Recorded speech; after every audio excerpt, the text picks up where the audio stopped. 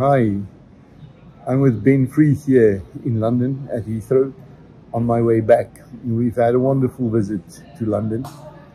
When we got here, our first meetings were discussions on the financials, the instrument which we plan to set up to buy title deeds. Also, we had discussions on the fund we want to launch for the destitute farmers. And we also had a number of discussions on the alternatives for compensation. We rejected the bonds, but what should be in the place of those? Of course, we tapped into some of the brightest minds here, people who have been in the financial world for many, many years and who were in management positions in some of the biggest financial companies here in London and in the USA. There are a few exciting prospects which we will elaborate on a later stage. Really innovative ideas which came to the table. And then Ben, maybe you can report back on the think tank.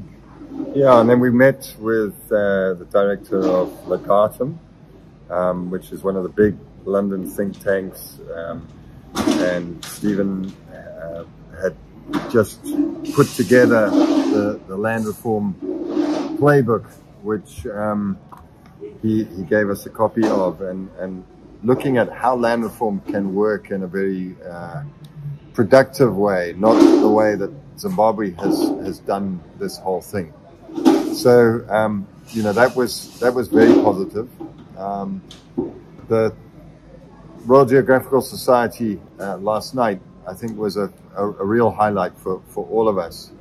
It was a fantastic lot of people that came there, and there was just a great solidarity amongst us all who were there. You know, I think when people have been through trouble, when we've been through pain, and we've got a common experience, all of us have got a common experience of what happened, and a common understanding of the situation that we've all been through.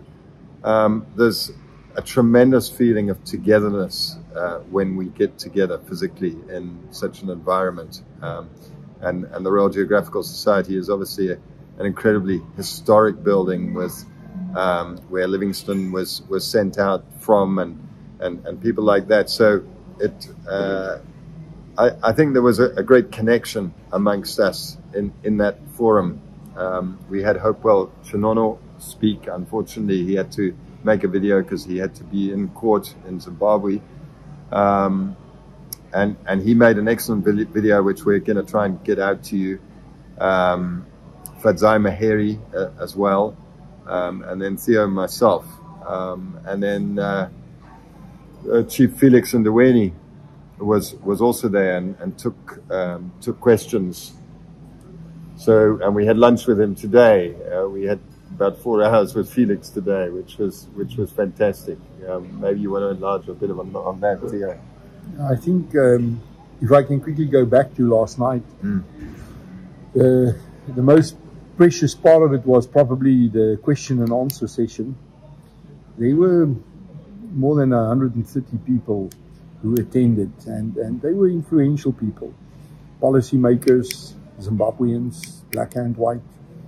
There were people from the financial world, professional people. We met lawyers, and we had quite a number of discussions on how to bring more media attention to our plight as dispossessed Zimbabweans.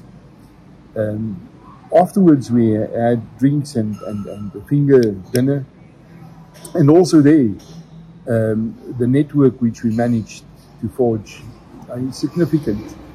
One of that was Chief Felix.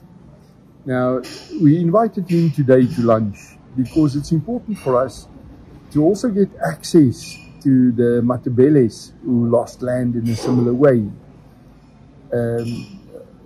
Rusty Markham asked this question in Parliament, and he came back to us to report that there are some 650 of them, and the Chief committed to assist us to get better access to them. It is important for us also to get that voice on board in pushing for both compensation and restitution.